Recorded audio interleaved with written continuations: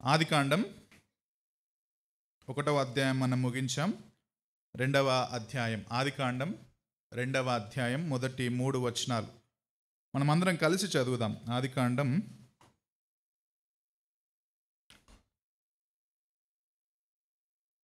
2వ అధ్యాయం మొదటి 3 వచనాలు మనమందరం కలిసి చదువుదాం. ప్రార్థన చేసి దేవుని వాక్యాన్ని మనం విందాం. ఆకాశమును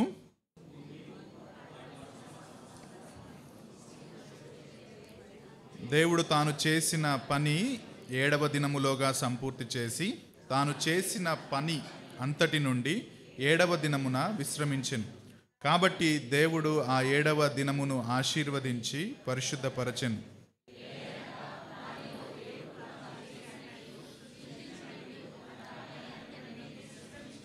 దేవా, ఈ మాటలు మేము ఈరోజు నీ వాక్యం నుంచి ధ్యానించబోతున్నాం. ఈ వాక్య పరిచర్యను మీరు దీవించండి. ఇంతకుముందే మేము పాడుకున్నాం. నీ వాక్యాన్ని మేము దాచుకోవడానికి, భద్రం చేసుకోవడానికి, అది మా జీవితానికి మూలం, ఆధారం, అదే మాకు ఆహారం. అటువంటి వాక్యాన్ని మేము జాగ్రత్తగా విని అన్వయించుకొని మీకు ఇష్టమైన బిడ్డలుగా జీవించడానికి సహాయం దయచేయండి. ఈ వాక్య పరిచర్య అంతట్లో మీరే మాకు తోడై ఉండి అర్థం చేసుకోవడానికి సహాయం దయచేయమని, ఫోకస్డ్గా మేమందరం నీ వాక్యం వైపు చూడడానికి కూడా కృపనివ్వమని యేసుక్రీస్తు నామంలో ప్రార్థిస్తున్నాము తండ్రి, ఆమేన్. ఆదికాండం 1వ అధ్యాయాన్ని మనం గత ప్రసంగాల్లో చూసాం. మోషే ఐగుప్తు నుంచి ఇశ్రాయేలీయులు బయటికి వచ్చిన తర్వాత వారికి వారి దేవుడైన యెహోవాను పరిచయం చేయడానికి, ఆ దేవుని యొక్క గుణలక్షణాలని, గొప్పతనాన్ని వారికి వివరించడానికి, ఆ దేవుడు ఏ విధంగా సృష్టిని చేశాడు అని చెప్పి అప్పుడున్న బబులోను కథలు కావచ్చు, మెసొపొటేమియా కథలు కావచ్చు, ఐగుప్తు కథలు కావచ్చు, వాటికి భిన్నంగా బైబిల్ దేవుడు ఎటువంటి వాడో వారికి వివరించడానికి మొదటి అధ్యాయంలో సృష్టి కథను ఆయన రాసినట్టుగా మనం 1వ అధ్యాయం ప్రారంభ మాటల్లో మనం చూసాం.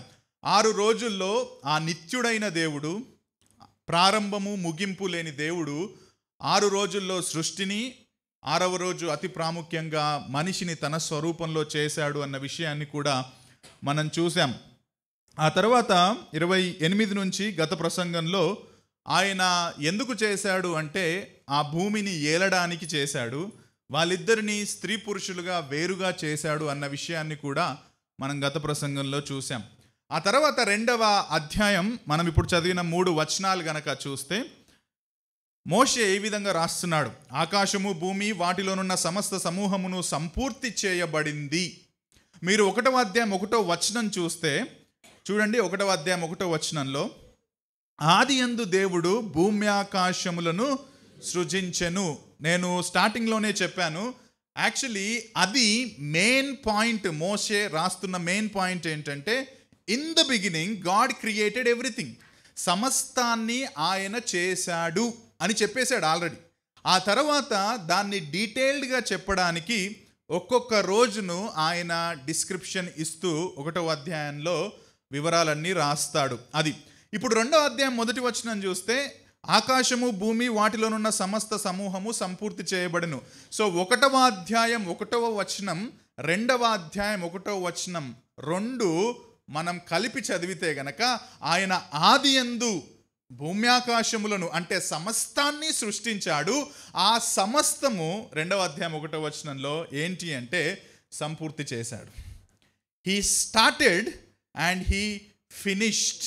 ఆయన సంపూర్ణంగా చేశాడు అని మనం చూడొచ్చు. అందుకే చాలామంది ఏం చెప్తారంటే, యాక్చువల్లీ 1వ అధ్యాయం 31వ వచనంతో ముగిసిపోవద్దు, 1వ అధ్యాయం ఈ 2వ అధ్యాయంలో ఉన్న 3వ వచనంతో ముగియాలి అని చెప్తారు. ఎందుకు అంటే 6 రోజులు ఆయన సృష్టిని చేశాడు, కంప్లీట్ చేశాడు. 7వ రోజున ఆయన విశ్రాంతి తీసుకున్నాడు. సో 7 డేస్ని ఫినిష్డ్ వర్క్గా మనం చూస్తే 7 రోజులది కంప్లీట్ అయిపోద్ది. కాబట్టి 2వ అధ్యాయం 3వ వచనంకి ఆ డివిజన్ ఇవ్వాలి జనరల్గా చూస్తే అని అంటారు. కానీ కామెంటేటర్స్, లేకపోతే ముందు వాక్యాన్ని విభజించిన వాళ్ళు, కెననైజేషన్ చేసిన వాళ్ళు ఆ విధంగా దాన్ని డివైడ్ చేశారు. దాంట్లో తప్పేం లేదు.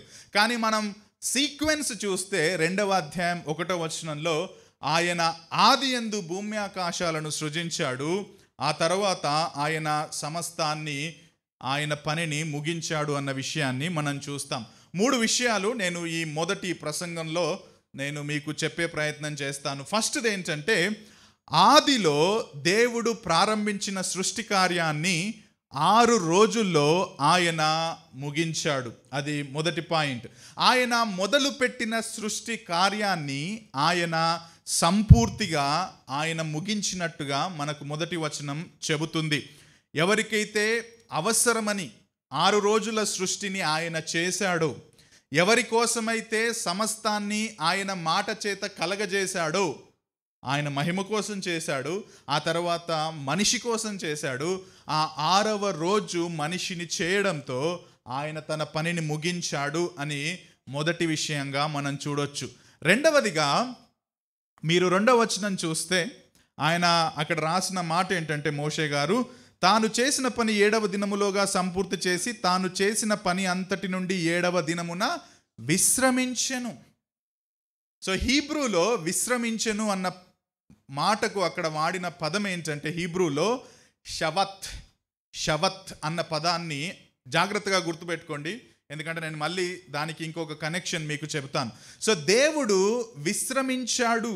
సో చాలామంది అన్నారు దేవుడు బాగా అలసిపోయి ఉంటాడు, 6 రోజులు మాట చేత సమస్తాన్ని దేవుడు చేశాడు కాబట్టి హీఈస్ టైర్డ్, ఆయన బాగా అలసిపోయాడు కాబట్టే ఆయన విశ్రమించెను అని మోషే రాశాడని చాలామంది అన్నారు.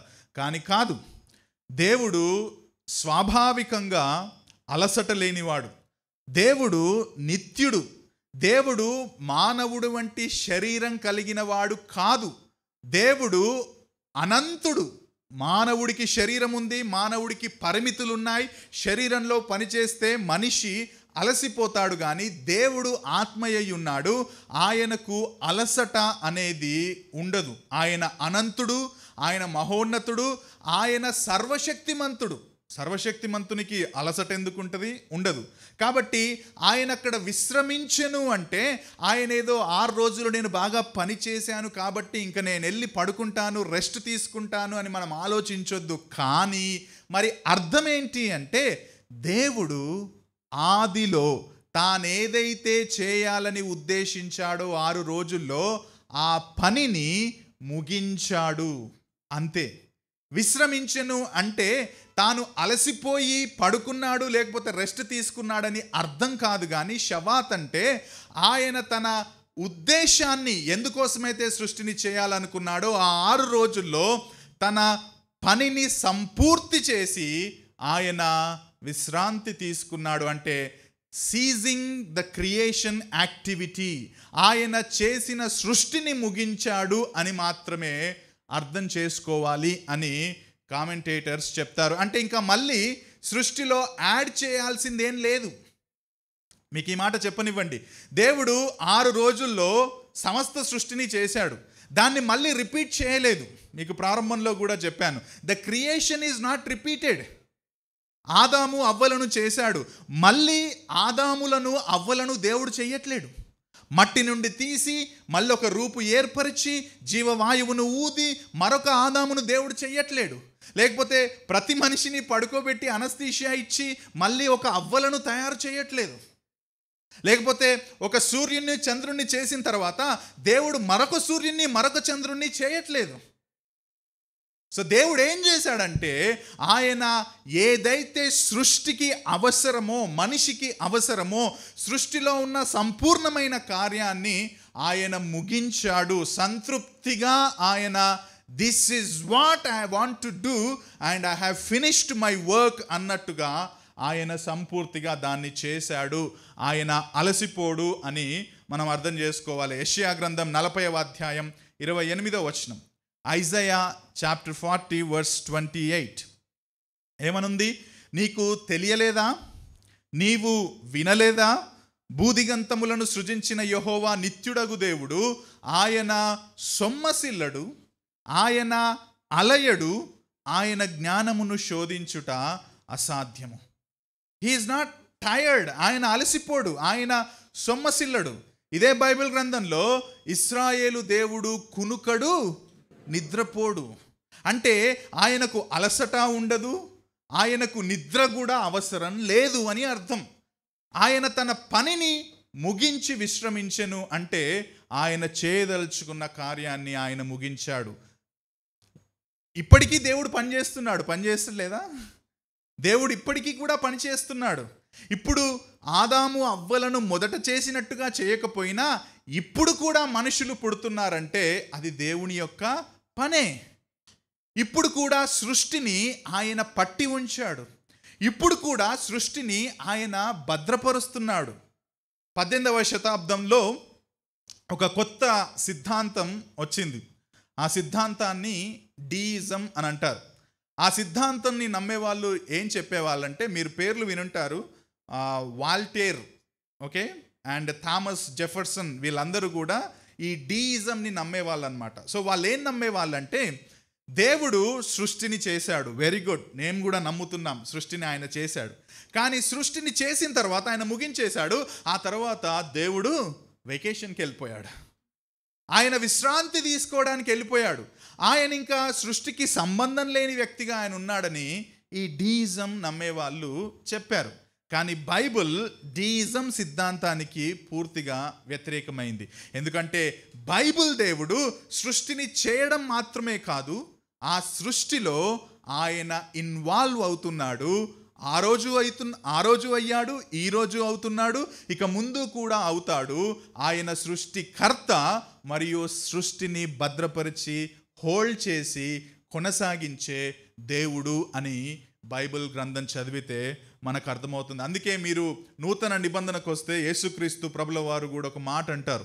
5వ అధ్యాయం యోహాను సువార్త 17వ వచనంలో ఆయన ఈ విధంగా అంటారు, యేసు నా తండ్రి ఇదివరకు పని చేయుచున్నాడు, నేనును చేయుచున్నానని వారికి ఉత్తరం ఇచ్చును. సబ్బాతు రోజు గురించి మాట్లాడుతున్నాడు. సో అక్కడ ఒక పాయింట్ ఏం చెప్తున్నాడంటే, I'm working, my father is working, I am working, we're involved in the lives of people అని చెప్పడానికి ఆ మాట యేసుక్రీస్తు ప్రభుల వారు అక్కడ చెబుతున్నారు. అందుకే బైబిల్ దేవుడు ఇప్పటి వరకు పనిచేశాడు, ఇప్పుడు పని చేస్తున్నాడు, ఇక ముందు కూడా ఆయన పనిచేసే దేవుడు. ఆయన పనిచేశాడు కాబట్టే మన జీవితంలో మనం రక్షించబడ్డాం. ఆయన అలసిపోడు, ఆయన సొమ్మసిల్లడు, ఆయన కునుకడు, నిద్రపోడు. అక్కడ మోషే చెబుతున్న విషయం ఏంటంటే, ఆయన చేయదలిచిన సృష్టిని సంపూర్ణంగా, అండ్ ఈ సాటిస్ఫైడ్ అంటారు చాలామంది, he is satisfied with his creation. ఆయన సంపూర్తిగా దాన్ని చేశాడు అని మాత్రమే మోషే అక్కడ చెబుతున్నాడు. మూడవదిగా అక్కడ 3వ వచనంలో మోషే ఈ విధంగా రాస్తున్నాడు, కాబట్టి దేవుడు ఆ 7వ దినమును ఆశీర్వదించి పరిశుద్ధ పరచెను, ఎలయనగా దానిలో దేవుడు తాను చేసినట్టు సృజించినట్టు తన పని అంతటి నుండి విశ్రమించెను. 3వ వచనంలో మీరు చూస్తే దేవుడు 7వ దినమును ఆశీర్వదించి పరిశుద్ధ పరచెను. సో 7వ దినమును దేవుడు ప్రత్యేకపరిచినట్టుగా ఈ 3వ వచనం చూస్తే మనకు తెలుస్తుంది. యాక్చువల్లీ మీరు హీబ్రూ ఆ 3 వచనాలను హీబ్రూలో పెడితే, ఒక వచనం తర్వాత ఒక వచనం పెడితే 7వ అన్న పదం, ఓకే, దాన్ని హీబ్రూలో వాడిన పదం షెవి. ఆ 7వ అన్న పదం ఆ 3 వచనాల్లో ఒక పోయటిక్గా సెంటర్లో ఉంటుంది.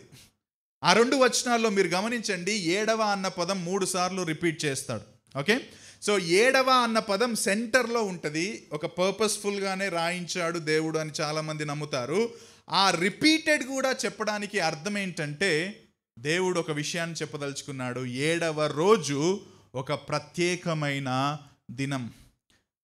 చాలామంది 6వ రోజున ఏమంటారంటే, దేవుడు 6వ రోజు తన స్వారూప్యంలో మనిషిని చేశాడు కాబట్టి దట్ ఈస్ ద క్లైమాక్స్. అంటే క్రియేషన్ ఆస్పెక్ట్లో 6వ రోజు చేసిన మనిషి మిగతా సృష్టి అందరిలో అత్యున్నతుడు, ఒక రకంగా పినాకిల్ ఆఫ్ హిస్ క్రియేషన్ అంటారు కాబట్టి ఎస్, దట్ ఈస్ వన్ సెన్స్లో రైట్. కానీ కంప్లీట్నెస్ని గనక మనం ఆలోచిస్తే అది 7వ రోజు మాత్రమే అని మనకు అర్థమవుతుంది. ఎందుకంటే దేవుడు అంటున్నాడు, అది ఆశీర్వదించబడిన దినం మరియు పరిశుద్ధ పరచబడిన దినం. మనందరికీ తెలుసు, హోలీ అంటే పాపము లేని స్వభావం, అది ఒక సెన్సే. కానీ హోలీ అంటే బీయింగ్ సపరేటెడ్, ప్రత్యేకపరచబడడం. సో దేవుడు 7వ రోజున ఏం చేశాడంటే ప్రత్యేకపరిచాడు. ఎట్లా ప్రత్యేకపరిచాడు? మీకు 2-3 విషయాలు నేను చెప్పే ప్రయత్నం చేస్తాను. మీరు మొదటి 5 రోజులు చదివితే, ఆదికాండం మొదటి 5 రోజులు చూస్తే, ప్రతిసారి ఆయన ఆ రోజు చేసిన కార్యం ముగించిన తర్వాత ఏమని రాయబడిందంటే 5 రోజుల్లో ఇది మంచిది అని రాయబడింది. కానీ మీరు 6వ రోజుకు అది రాయబడలేదు, 7వ రోజుకు అసలే రాయబడలేదు. ఓకే, 6వ రోజుకి ఏమని ఉంటుందంటే చాలా మంచిది అని ఉంటుంది. ఓకే, ఒట్టి మంచిది ఉండదు. 7వ రోజుకు అసలు ప్రత్యేకమైన దినంగా, బహుశా ఇంకా మళ్ళీ నేను చెప్పాల్సిన అవసరం ఏముంది మంచిది అని, అది మంచిదే. బికాస్ ఇట్ ఈస్ యెహోవా దినము, అది ఆయన దినము కాబట్టి ఆబ్వియస్గా అది మంచిదే అని దేవుడు అనుకున్నాడేమో. దానికి ఆ ప్రత్యేకమైన పదం అక్కడ రాయబడలేదు. అదేవిధంగా ఇంకో మాట చూడండి, మొదటి 5 రోజులు కనుక మీరు చూస్తే అస్తమయము ఉదయము కలగగా ఒక దినమాయను అని ఉందా? 6వ రోజుకు అది లేదు, 7వ రోజుకు కూడా లేదు. 7వ రోజుకు కూడా లేకపోవడానికి ఒక కారణం ఏంటంటే, మళ్ళీ చాలామంది చెప్పేది అది ప్రత్యేకమైన దినం, అది దేవుడు పరిశుద్ధపరిచిన దినం, దేవుడు ఆశీర్వదించిన దినం కాబట్టి దాన్ని మోషే తిరిగి రాయాలని పెద్దగా అనుకోలేడు అని కూడా చాలామంది చెప్తారు. సో ఆ సెన్స్లో, క్రియేషన్ అకౌంట్ మనం చూసిన సెన్స్లో చూసినా కానీ దేవుడు 7వ రోజును ఒక ప్రత్యేకమైన, పరిశుద్ధమైన, ఆశీర్వదించబడిన దినముగా చేశాడు అని చెప్పి మనం చూస్తాం. నేను చెప్పాను కదా, 7వ అన్న పదం హీబ్రూలో షెవి. ఓకే, అర్థమైందా? మీకు ఇంతకుముందు విశ్రమించును అని చెప్పిన పదం ఏంటి? షవాత్. సో చాలామంది చెప్పేది ఏంటంటే, ఫ్రమ్ దిస్ రూట్ వర్డ్ షవాత్ నుంచి షెవి అన్న పదం 7వ రోజు 2 కలగలిపి వచ్చిందే సబ్బాతు అని తెలుగులో అంటాం. షెవి, షవాత్ దెన్ ట్రాన్స్ఫార్మ్డ్ ఇంటూ సబాత్ అనేది మనం చూస్తాం. నేను కొంత డీటెయిల్డ్గా చదివే ప్రయత్నం చేశాను, చాలా రెఫరెన్సెస్ నేను చూశాను, కామెంటరీస్ చూశాను. అసలు ఎందుకు ఈ 7 నంబర్ని సంపూర్ణమైన నంబర్ అని నమ్ముతారు క్రైస్తవులు? ఓకే, నమ్ముతారా లేదా మీరు? ఓకే, చాలామంది నమ్ముతారు 7 అంటే కంప్లీట్ నంబర్ అని నమ్ముతారు.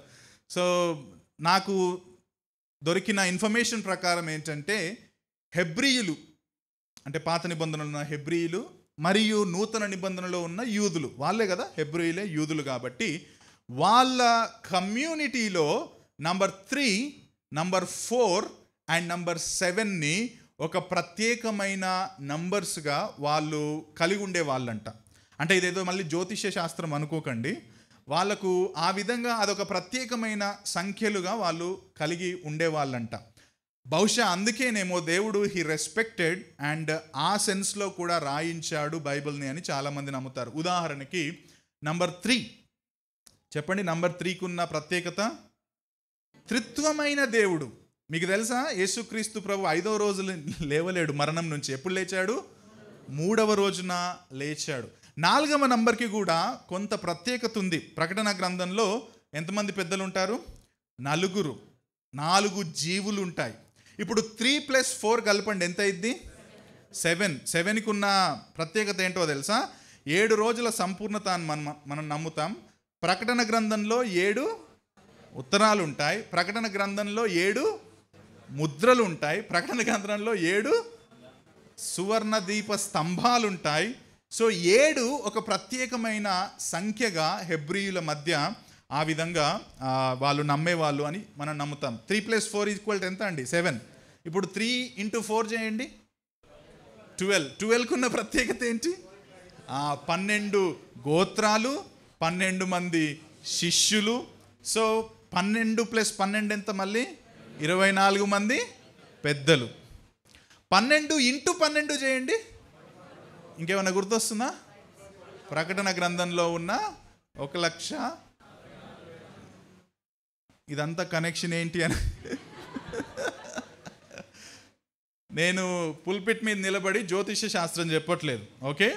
సో కొంతవరకు ఇది కూడా ఉండొచ్చు అని కొంతమంది కామెంటేటర్స్ నమ్ముతారు. సో జస్ట్ మీకు ఆ ఇన్ఫర్మేషన్ ఇద్దామని చెప్పాను. సో ఇక్కడ మోషే రాస్తున్నప్పుడు మాత్రం మోషే ఏమన్నాడంటే, ఆ రోజు దేవుడు విశ్రమించాడు, సంపూర్తిగా తన పనిని ముగించాడు. అందుకే ఆ దినాన్ని దేవుడు ఏమన్నాడంటే, ఇది ప్రత్యేకమైన దినం, మిగతా 6 రోజులకు వేరుగా పరిశుద్ధపరచబడిన దినం అని మనం అర్థం చేసుకోవచ్చు. అయితే ఈ 3 వచనాల ద్వారా జాగ్రత్తగా వినండి. క్రైస్తవ ప్రపంచంలో వినబడుతున్న సబ్బాతు అంటే 6 రోజులు పని చేయాలి, 7వ రోజు విశ్రాంతి తీసుకోవాలి అన్నది. ఎవరు తీసుకోవాలి? విశ్వాసులు తీసుకోవాలి అని చెప్పే ఆ యొక్క సిద్ధాంతం ఈ 2వ అధ్యాయం 1 నుంచి 3 వచనాల నుంచి తీసుకోకూడదు. దేవుడిక్కడ నన్ను నమ్మిన ప్రజలు 6 రోజులు పనిచేయాలి, 7వ రోజు విశ్రమించాలి అని చెప్పట్లేదు. అర్థమవుతుందన్న మాట? మనం వద్దాం అక్కడికి. కానీ ఈ 3 వచనాల ద్వారా దిస్ సబ్బాత్, ఇక్కడ ప్రస్తావించబడిన సబ్బాతు మనకు అన్వయించుకోవడానికి వీలు లేదు. ఇది కేవలం దేవుడు 7వ రోజు తన పనిని ముగించాడు అని మాత్రమే చెబుతుంది, కానీ మనం ఆ విధంగా సబ్బాతును ఆచరించాలి అని చెప్పట్లేదు. మా మాటలు అర్థమవుతున్నాయి అనుకుంటా. మీకు చాలా క్లారిటీ వస్తుంది, చాలా కన్ఫ్యూజన్స్ కూడా పోతాయి. కానీ మీరు జాగ్రత్తగా వినే ప్రయత్నం చేయండి. ఇక్కడ కేవలం మోషే ఆది కాండంలో దేవుడు తాను ఉద్దేశించిన సృష్టిని 6 రోజుల్లో సంపూర్ణంగా చేసి ఆయన విశ్రమించాడు, దాన్ని ఆపేశాడు అని మాత్రమే మనకు ఇక్కడ రాయించాడు. కానీ మీరు కూడా అది పాటించాలని మాత్రం ఇక్కడ మోషే రాయించట్లేదు, రాయలేడు కూడా. అసలు ఎందుకు రాయిస్తున్నాడు మోషే ద్వారా? ఇప్పుడు మనం మెయిన్ టాపిక్లోకి వెళ్దాం. అసలు సబ్బాతు అన్న విషయాన్ని మనం ఎలా అర్థం చేసుకోవచ్చు? సబ్బాతును పాత నిబంధన ప్రజలకు దేవుడు ఏ విధంగా అన్వయింపజేశాడు? ఆ తర్వాత బ్రేక్ తర్వాత 2వ మెసేజ్లో ఆ సబ్బాతు నూతన నిబంధన క్రైస్తవులుగా మనకది అన్వయించుకోవచ్చా, లేకపోతే నిజమైన సబ్బాతు ఏ విధంగా నెరవేర్చబడబోతుంది అన్న విషయాలు నేను 2వ సర్మన్లో చెప్తాను. సో మోషే ఎందుకు ఈ విషయాలను వీరికి రాస్తున్నాడు? నేను మీకు ముందే చెప్పాను కదా, ఈ మాటలన్నీ వాళ్ళు ఐగుప్తు నుంచి బయటికి వచ్చేసిన తర్వాత మోషే ఇశ్రాయేలీలకు రాస్తున్నాడు. వాళ్ళు బయటికి వచ్చిన తర్వాత దేవుడు వాళ్ళకి ఏమిచ్చాడండి? ధర్మశాస్త్రం ఇచ్చాడు, ఆజ్ఞలను ఇచ్చాడు. ఆ ఆజ్ఞల్లో ఒక ఆజ్ఞ ఏంటి? 10 ఆజ్ఞల్లో ఒక ఆజ్ఞ ఏంటంటే, మీరు నా విశ్రాంతి దినాన్ని ఆచరించాలి. నిర్గమాకాండం 20వ అధ్యాయం 8 నుంచి 11వ వచనాలు. మోషే ఎందుకు ఈ విషయాలను వారికి రాస్తున్నాడంటే, ఇది దేవుడు ధర్మశాస్త్రంలో వారికి ఇచ్చిన 10 ఆజ్ఞల్లో 4వ ఆజ్ఞ కాబట్టి ఈ విషయాన్ని జ్ఞాపకం చేయడానికి కూడా మోషే రాస్తున్నాడు. నిర్గమాకాండం 20వ అధ్యాయం 8 నుంచి 11 వచనాలు. విశ్రాంతి దినమును పరిశుద్ధముగా ఆచరించడానికి జ్ఞాపకం ఉంచుకో. 6 దినాలు నీవు కష్టపడి నీ పనంతా చేయాలి. 7వ దినము నీ దేవుడైన యెహోవాకు విశ్రాంతి దినము. జాగ్రత్తగా చూడండి ఆ మాటలు. 7వ దినం ఏంటంట అంటే, నీ దేవుడైన యెహోవాకు విశ్రాంతి దినము. దానిలో నీవైనా, నీ కుమారుడైనా, నీ కుమార్తె అయినా, నీ దాసుడు, దాసి, పశువు, నీ ఇళ్లలో ఉన్న పరదేశి ఏ పని చేయకూడదు 6 దినాలలో. ఇప్పుడు చూడండి, ఎందుకు పని చేయకూడదు, ఎందుకు విశ్రాంతి దినాన్ని ఆచరించాలని చెప్పడానికి హీ ఈస్ కోటింగ్ జెనెసిస్ 2:1-3. అర్థమవుతుందా అండి? ఫౌండేషన్. మీరెందుకు 6 రోజుల్లో పనిచేసి 7వ రోజు యెహోవా విశ్రాంతి దినాన్ని ఆచరించాలని చెప్పడానికి ఇక్కడ ఆయన వాడుతున్న మాటలు ఏవంటే, ఆదికాండం 2వ అధ్యాయంలో మనం చదివిన మాటలు. 6 దినాలలో యెహోవా ఆకాశమును, భూమిని, సముద్రమును, వాటిలోని సమస్తాన్ని సృజించి 7వ దినమున విశ్రమించెను. అందుచేత యెహోవా విశ్రాంతి దినమును ఆశీర్వదించి దానిని పరిశుద్ధ పరచెను. అక్కడ ఆయన 6 రోజుల్లో ముగించాడు. ఆ తర్వాత దేవుడు ఆ పని నుంచి ఆగిపోయాడు, ఆ పనిని ఇంకా కొనసాగింప చేయట్లేడు అని ఆ మోషే రాసిన ఆ మాటల్నే మళ్ళీ ఇక్కడ విశ్రాంతి దినాన్ని మీరు ఆచరించడానికి దేవుడు ఆజ్ఞగా ఇచ్చాడు అని మోసెస్ రాస్తున్నాడు. కానీ ఇక్కడ మీకు ఒక డౌట్ రావచ్చు, మరి ఇక్కడ విశ్రాంతి దినం ఆచరించుమని చెబుతున్నప్పుడు పని చేయకుండా విశ్రాంతి తీసుకోమన్నట్టుగానే ఉంది కదా నిర్గమాకాండంలో. మరి అక్కడనేమో దేవుడు విశ్రాంతి తీసుకోవడం, ఆయనకు అలసట లేదు, ఆయన కుణుకడు నిద్రపోడని మాట్లాడుతున్నాము కదా అని మీకు డౌట్ ఒకవేళ బాగా ఆలోచిస్తే వస్తుంది, మీరు పెద్దగా ఆలోచించకపోతే రాదు. సో అందుకే నేను ఆ పదాన్ని గుర్తుపెట్టుకోమని చెప్పాను. దేవుడు విశ్రమించెను అన్నప్పుడు వాడిన హీబ్రూ పదం షవాత్. కానీ ఇక్కడ మీరు 6 రోజులు కష్టపడాలి, 7వ రోజు మీరు విశ్రాంతి తీసుకోవాలని ఎప్పుడు వాడిన హీబ్రూ పదం నువాక్. నువాక్. సో నువాక్ అన్న పదానికి అర్థం ఏంటంటే లిటరల్గా you don't work at all, you just rest. You just rest. అది మానవులకు మీరు రెస్ట్ తీసుకోండి, ఇంకేం పని చేయొద్దు అని వర్తించే పదాన్ని ఇక్కడ మోషే వాడినట్టుగా మనం చూస్తాం. అందుకే దేవుడు అన్నాడు, మీరు 6 days వర్క్ చేయండి, 7th డే అది యెహోవా నియమించిన విశ్రాంతి దినం కాబట్టి మీరు ఆ రోజు వర్క్ చేయొద్దు అని ఆయన చెబుతాడు. బహుశా చాలామంది చెప్పేది ఏంటంటే దేవుడు 6 రోజులు వీళ్ళు వర్క్ చేయమన్నాడు, 7వ రోజు ఎందుకు విశ్రమించమన్నాడంటే ఆ రోజు ఆయన సన్నిధిలో విశ్రమించాలని. 6 రోజులు వాళ్ళు విపరీతమైన పని చేస్తూ దేవుని యొక్క సన్నిధిని, దేవుని ప్రజల సన్నిధిని వాళ్ళు అనుభవించట్లేదు. అట్లీస్ట్ వాళ్ళకు ఒక రోజు ఆయన సన్నిధిలో గడపడానికి, ఆయనను ఆరాధించడానికి, ఏ పని చేయకుండా దేవునితో ఉన్న సంబంధాన్ని గుర్తు చేసుకోవడానికి ఆయన యెహోవా విశ్రాంతి దినము అని చెప్పి ఒక దినాన్ని ఆ రోజు ఆయన నియమించినట్టుగా మనం చూస్తాం. అందుకే నిర్గమాకాండం యాక్చువల్లీ మీరు చూడండి 20వ అధ్యాయంలో ఆజ్ఞ ఇవ్వబడ్డదా లేదా అండి? కానీ 16వ అధ్యాయం అంటే ధర్మశాస్త్రం ఇంకా రాలేదు కదా, ఆ టైంలో చెప్పట్లేడు కదా. మీరు 16వ అధ్యాయం చూడండి, 25 నుంచి 27 వచనాలు, అంటే 4 అధ్యాయాల ముందే. అప్పుడు వాళ్ళు మాకు తిండి లేదు దేవా అంటే దేవుడు ఏం చేశాడు? ఆకాశం నుండి మన్నాను కురిపించాడు. కానీ అప్పుడు కూడా దేవుడు వాళ్ళకు ఒక ప్రాముఖ్యమైన సంగతి చెప్పాడు. 25 నుంచి 27 వచనాలు. నేటి దినము యెహోవాకు విశ్రాంతి దినము, నేడు అది బయట దొరకదు. మీకు తెలుసా విశ్రాంతి దినమైన 7వ రోజు there is no food, no manna from the sky. కానీ ఏం చెప్పాడు దేవుడు? 6 దినాల్లో దాన్ని కూర్చుకోవాలి. ఆ విశ్రాంతి దినానికి ముందే ఏం చేయాలా? నెక్స్ట్ డే కూడా కూర్చుకోవాలి. విశ్రాంతి దినమున అంటే 7వ దినమున అది దొరకదు, అట్లు జరిగెను. ప్రజలలో కొందరు 7వ దినమున దానిని కూర్చుకొన వెళ్ళగా వారికి ఏమీ దొరకలేదు. సో వాళ్ళ కమ్యూనిటీలో యాక్చువల్లీ ఆ 7th డే అనేది ఆల్రెడీ ఒక ప్రాక్టీస్ లాగా దేవుడు దాన్ని పెట్టాడు అని అంటారనమాట చాలామంది. They know that 7th day విశ్రాంతి దినం రోజు ఇట్స్ అ సపరేటెడ్ డే. ఆ రోజు పని చేయకూడదు, దేవుడు ఆ రోజు పనికి ఎవరికి అనుమతించడం అనేది వాళ్ళ కమ్యూనిటీలో అది ఆల్రెడీ బిల్డ్ అయిపోయింది అని చాలామంది నమ్ముతారు.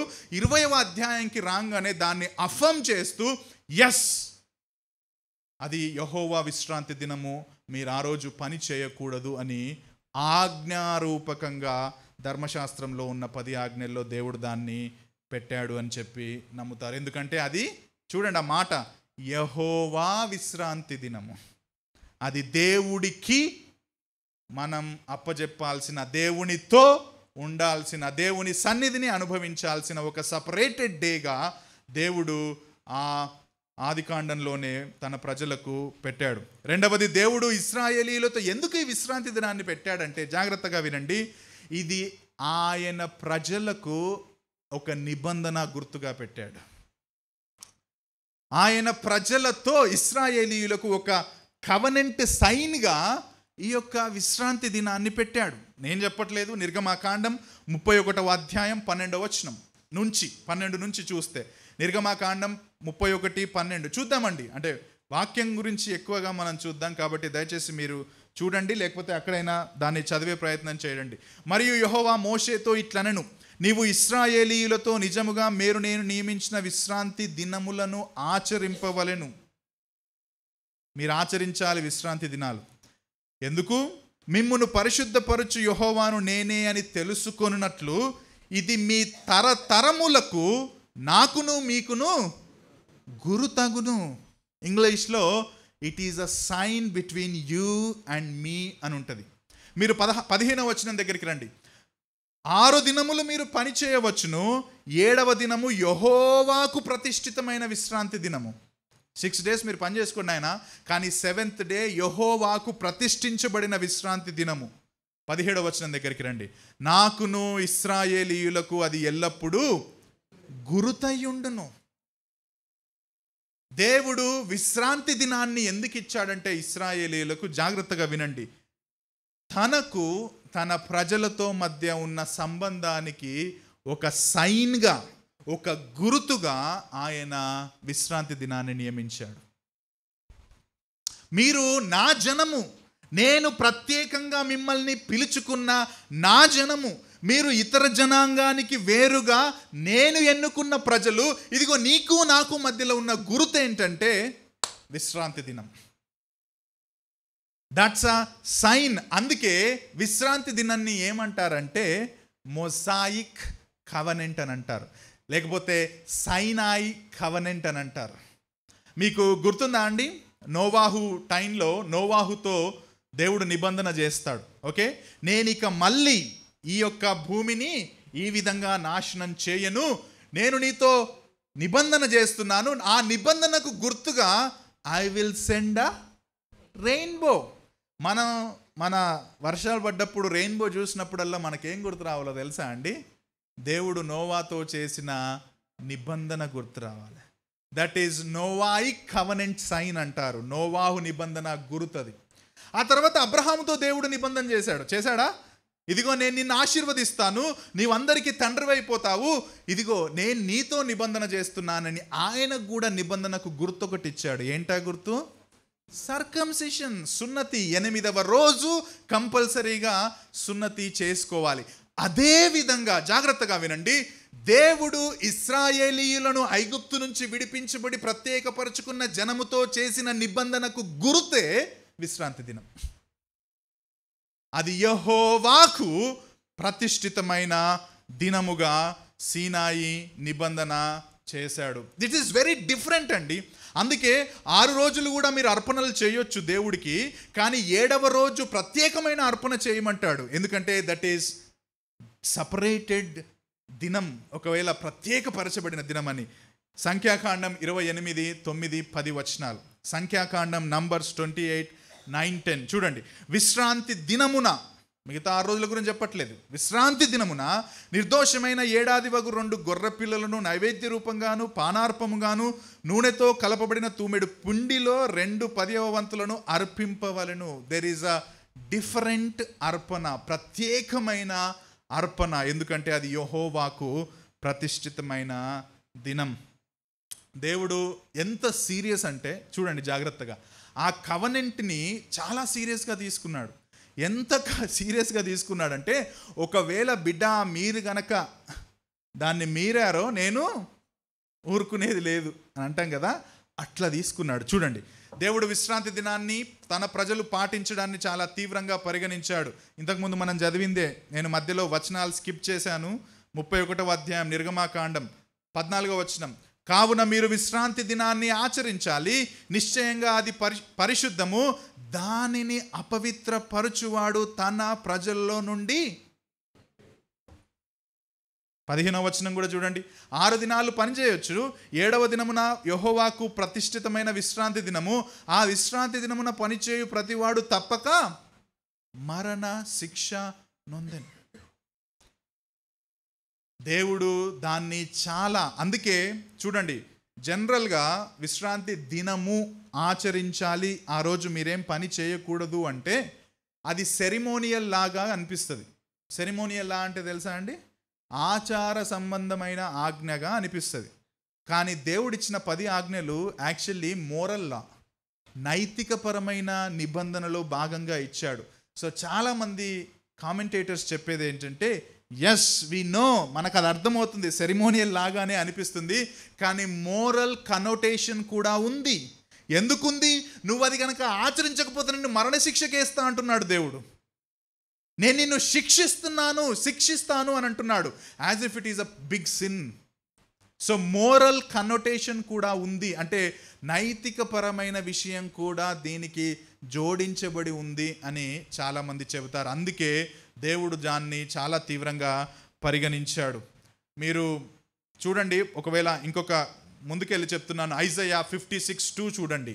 యెషయా 52వ అధ్యాయం 2వ వచనం, 56వ అధ్యాయం 2వ వచనంలో విశ్రాంతి దినాన్ని పాటిస్తే నేను మీకు ఏం చేస్తానని దేవుడు చెప్తున్నాడంటే, నేను నియమించిన విశ్రాంతి దినమును అపవిత్రపరచకుండా దానిని అనుసరించుచు ఏ కీడు చేయకుండా తన చేతిని బిగబట్టువాడు ధన్యుడు, ఆ ప్రకారము చేసి దానిని రూఢిగా గైకొను నరుడు ధన్యుడు.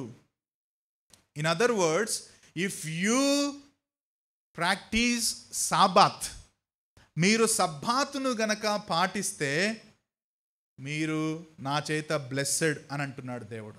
You are a blessed person, నా బ్లెస్సింగ్ నీ మీద ఉంటుంది, నీవు ధన్యునివి, నేను I will bless you if you practice Sabbath. కానీ దానికి తర్వాత చూడండి, ఇంతకుముందు మనం చూసిందే 31:14-15లో, ఒకవేళ సబ్బాతును గనక మీరు పాటించకపోతే నేను కొట్టేస్తాను, నేను మరణశిక్ష మీకు విధిస్తాను. సో దేవుడు తన ప్రజలు తనతో సంబంధాన్ని, వారితో తను చేసిన నిబంధనకు గుర్తుగా ఉన్న విశ్రాంతి దినాన్ని ప్రజలు చాలా తీవ్రంగా పరిగణించాలి అని చెప్పి చేసినట్టుగా మనం ఈ మాటల నుంచి తెలుసుకోవచ్చు. మీకు ఇంకొక వచనం కూడా చూపిస్తాను. ద్వితీయోపదేశకాండం 5వ అధ్యాయం 15వ వచనం. ద్వితీయోపదేశకాండం 5వ అధ్యాయం 15వ వచనం జాగ్రత్తగా చూడండి. నీవు ఐగుప్తు దేశమందు దాసుడవై ఉన్నప్పుడు నీ దేవుడైన యెహోవా బాహుబలము చేతను చాచిన చేతి చేతను నిన్ను అక్కడ నుండి, ఎక్కడి నుంచి అండి? ఐగుప్తు నుండి నిన్ను రప్పించనని జ్ఞాపకం చేసుకో. ఏం చేయాలో జ్ఞాపకం చేసుకొని చూడండి, జాగ్రత్తగా చూడండి.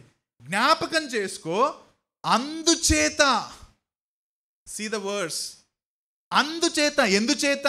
ఐగుప్తు నుండి తన బాహుబలము చేత ఆయన నిన్ను బయటికి రప్పించాడు అని జ్ఞాపకం చేసుకో. ఆ జ్ఞాపకం ఎప్పుడు చేసుకో అంటాడు? అందుచేత విశ్రాంతి దినాన్ని ఆచరించు. పాత నిబంధన ప్రజలు విశ్రాంతి దినాన్ని ఎందుకు ఆచరించాలంటే, ఇదిగో ఆయన నిబంధన ప్రజలు, ప్రత్యేకపరచబడిన జనులు. అంతేకాదు, ఇదిగో వాళ్ళు ఐగుప్తు నుంచి విడిపించబడి, బానిసత్వం నుంచి తొలగించబడి ఇప్పుడు ఫ్రీ అయ్యారు. కాబట్టి అది ఎవరు చేశారంటే దేవుడు చేశాడు. కాబట్టి ఆ దేవుడు చేసిన విడుదలకు మేబీ కృతజ్ఞతాపూర్వకంగా నువ్వేం చేయంటున్నాడు? విశ్రాంతి దినాన్ని ఆచరించు.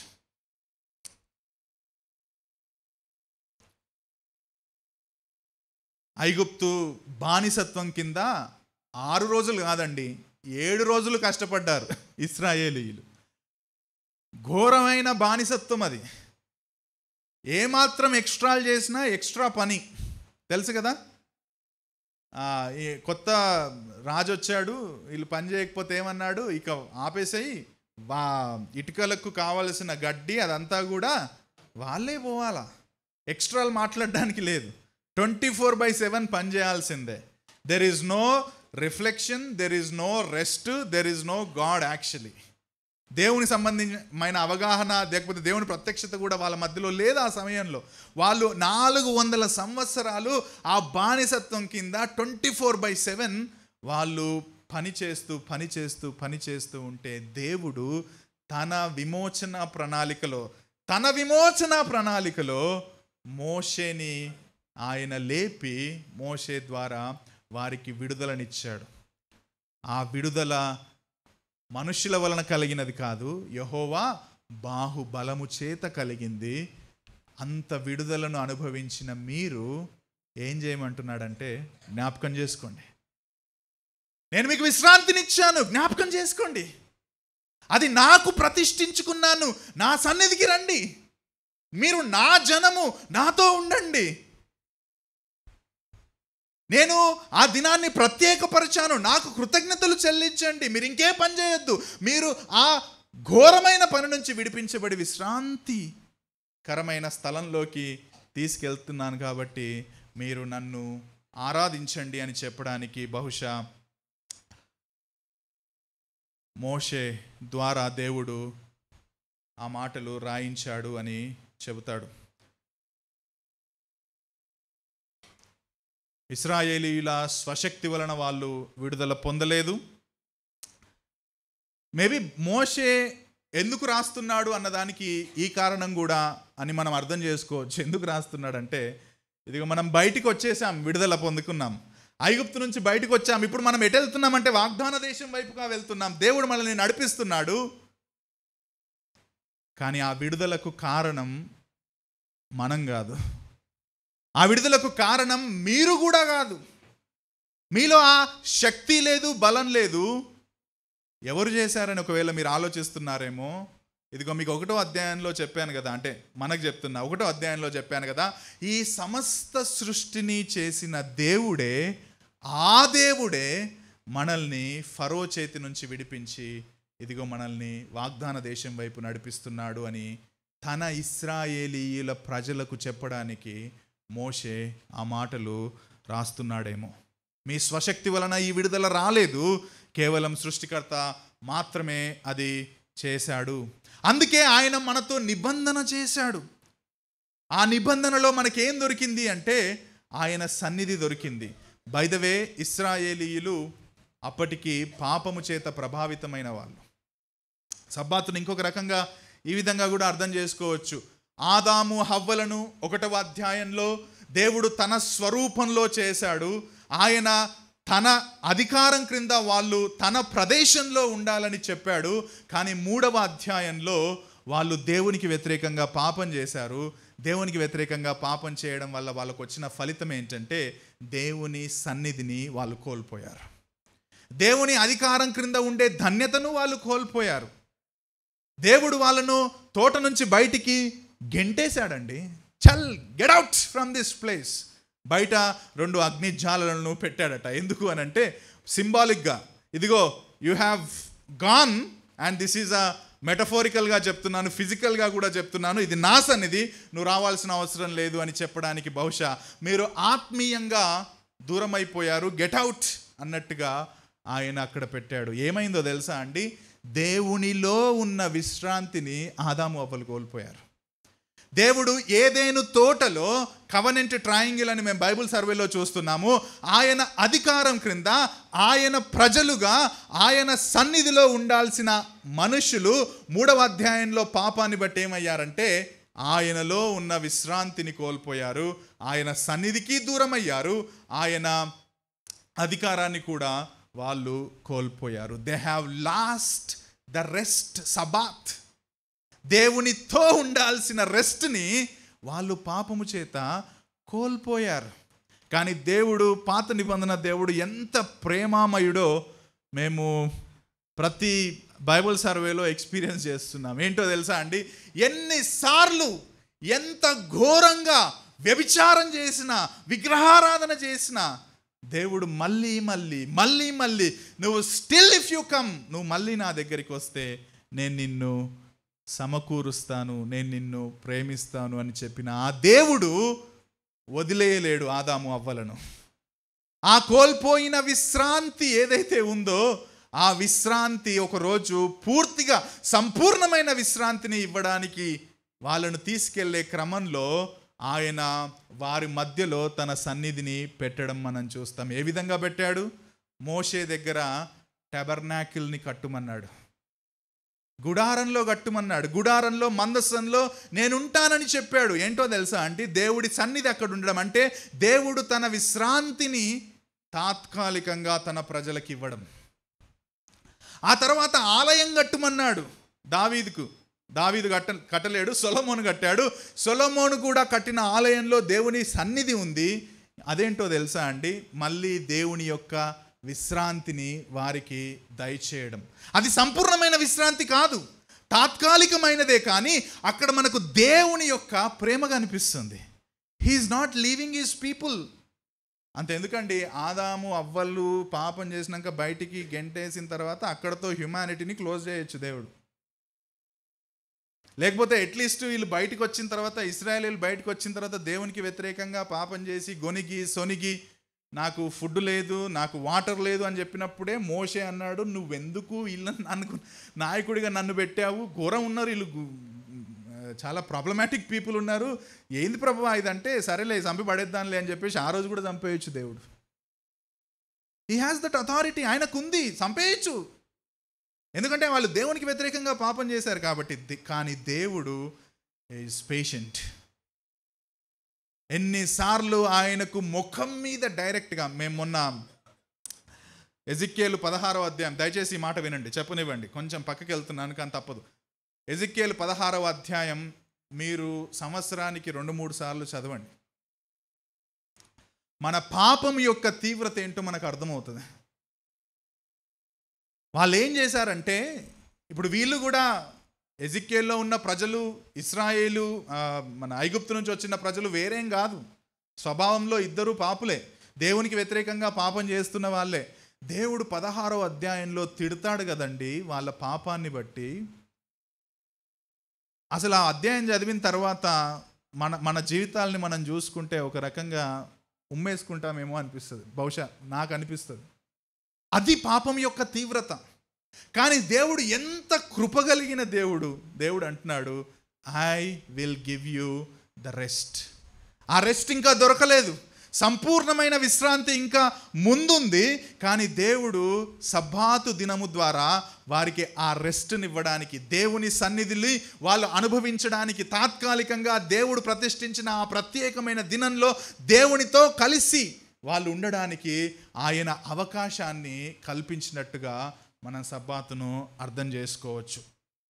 ఎజిక్యేలు 20:12 ఒకసారి చూడండి. యెహెజ్కేలు 20వ అధ్యాయం 12వ వచనంలో తిరిగి ఆ మాటను మనం చూస్తాం.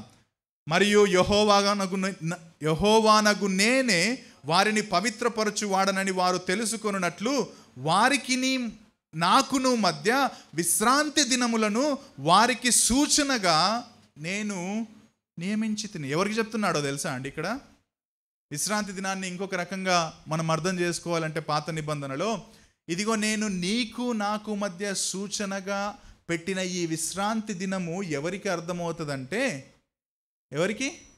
వేరే దేశాలకు చెందిన వాళ్ళకు కూడా.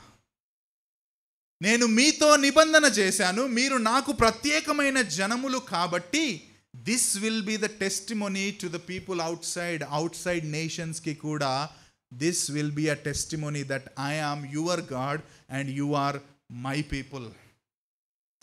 అది వాళ్ళకు తెలియనట్లు కూడా, అది వాళ్ళు తెలుసుకునేటట్లు కూడా మీరు విశ్రాంతి దినాన్ని ఆచరించండి. ఇన్ అదర్ వర్డ్స్, దేవుడు పాత నిబంధనలో విశ్రాంతి దినాన్ని ఎందుకు పెట్టాడో తెలుసా?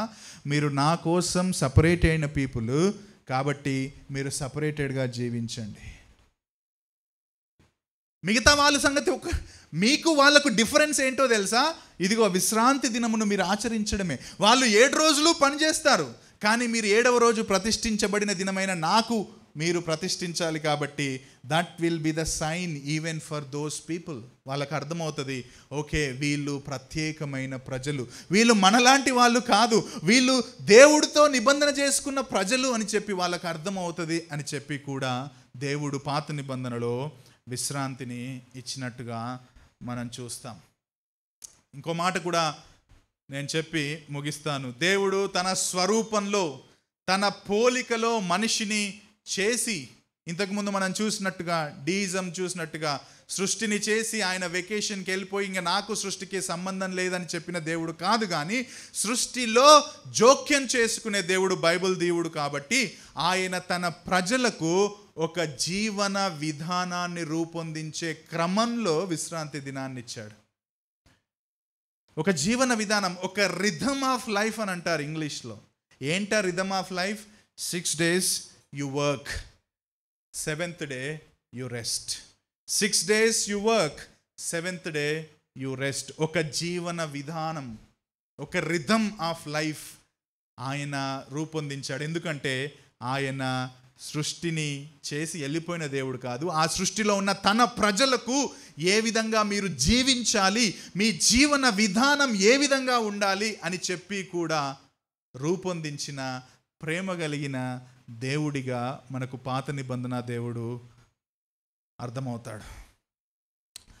ఈ విషయాలన్నీ వాళ్లకు చెప్పడానికి, ఇశ్రాయేలీయులు సబ్బాతును ఈ విధంగా అర్థం చేసుకోవడానికి ఇక్కడ నుండి అంటే ఆల్రెడీ బయటికి వచ్చి ఐగుప్తు నుంచి బయటికి వచ్చిన ఇజ్రాయేలీయుల మధ్యలో ఉన్న మోషే 2వ అధ్యాయం 1-3 వచనాల్లో దేవుడు 6 రోజుల్లో సంపూర్తి చేసి 7వ రోజును ఆయన దీవించాడు, ప్రత్యేకపరిచాడు, పరిశుద్ధపరిచాడు అని రాయడం మనం చూడొచ్చు.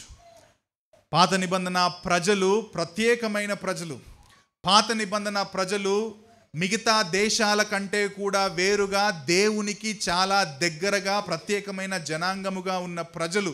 వారికి తనకు మధ్యలో ఒక నిబంధనకు గుర్తుగా ఆయన సబ్బాతును చెప్పినట్టుగా మనం పాత నిబంధన చదివితే అర్థమవుతుంది. సో మనకు ఇప్పుడు ఇదంతా బాగానే ఉంది. పాత నిబంధనలో మోషే రాశాడు, ఆ తర్వాత ఆజ్ఞలు ఇచ్చాడు, ఆ తర్వాత దాన్ని దేవుడు తీవ్రంగా పరిగణించాడు. కానీ ఈ సబ్బాతు నూతన నిబంధనలో ఉన్న మనకు వర్తిస్తుందా? మనము కూడా 6 రోజులు, బై ద వే సబ్బాతు అంటే పాత నిబంధనల ప్రకారం ఏ రోజు? సాటర్డే. ఓకే, సో మనము కూడా ఆదివారం కాకుండా శనివారం రోజు ఏ పని చేయకుండా ఈ విధంగా సబ్బాతును మనం ఆచరించాలా అన్నది ఇప్పుడు ప్రాముఖ్యమైన ప్రశ్న. ఆదికాండం 2:1-3లో దేవుడికి ఆపాదించిన సబ్బాతు, ఆ తర్వాత 20వ అధ్యాయం నిర్గమాకాండం నుంచి దేవుడు తన ప్రజలకు ఆపాదించిన సబ్బాతు నూతన నిబంధనలో ఉన్న క్రైస్తవులమైన మనకు ఆ సబ్బాతు వర్తిస్తుందా లేదా మనం 2వ సర్మన్లో చూసే ప్రయత్నం చేద్దాం. ఓకే, దేవా, ఈ మాటలు మేము ఇప్పటి వరకు ధ్యానించాం. చాలా విషయాలు పాత నిబంధనలో మీరు సబ్బాతును ఏ విధంగా నీ ప్రజలకు నీకు మధ్య గుర్తుగా మీరు రాయించారో మేము చూసాం. దేవా, ఆ మాటలను బట్టి మాకు ఒక విషయం అర్థమవుతుంది. నీవు నీ ప్రజలను నాశనం చేయకుండా ప్రేమ కలిగిన దేవుడిగా వాళ్లకు విశ్రాంతినివ్వడానికి, వాళ్లకు నీ సన్నిధిని మళ్ళీ మళ్ళీ అనుభవించే అవకాశం ఇవ్వడానికి ప్రయత్నం చేశావు. దేవా, దానిలో నీ ప్రేమ కనిపిస్తుంది. నువ్వు వారి పట్ల చూపిస్తున్న కన్సర్న్ కనిపిస్తుంది. దేవా, వారు చేసిన పాపాన్ని బట్టి నువ్వు ఎప్పుడో నాశనం చేసేయచ్చు, నీకు ఆ అధికారం ఉంది. కానీ నువ్వెంత కృపగలిగిన వాడవో, నువ్వెంత కరుణ కలిగిన వాడవో, నువ్వెంత దయగలిగిన వాడవో, తిరిగి నీ యొద్దకు వస్తే నువ్వు క్షమించి వారికి నీ సన్నిధిని ఇవ్వడానికి నువ్వెంత సిద్ధంగా ఉన్న దీర్ఘశాంతము గల దేవుడవో మాకు అర్థమవుతుంది. అటువంటి దేవుణ్ణి తెలుసుకునే భాగ్యం మా అందరికి ఇచ్చినందుకు వందనాలు దేవా. మరి నిజమైన విశ్రాంతి ఆదికాండం 2వ అధ్యాయం 1-3 వచనాల్లో చెప్పిన ఆ విశ్రాంతి ఏ విధంగా నూతన నిబంధన క్రైస్తవులుగా మాకు అర్థం చేసుకోవాలో, అన్వయించుకోవాలో మాకు 2వ సెషన్లో కూడా మాకు నేర్పించండి. సరైన అవగాహన, సరైన దృక్పథంతో మీ సన్నిధిలో మీ బిడ్డలుగా మేమందరం కలిసి నిన్ను ఆరాధించడానికి, అనుభవించడానికి కృప దయచేయమని యేసుక్రీస్తు మీ కుమారు నామంలో ప్రార్థించి అడిగి వేడుకుంటున్నాం తండ్రి. Amen, amen.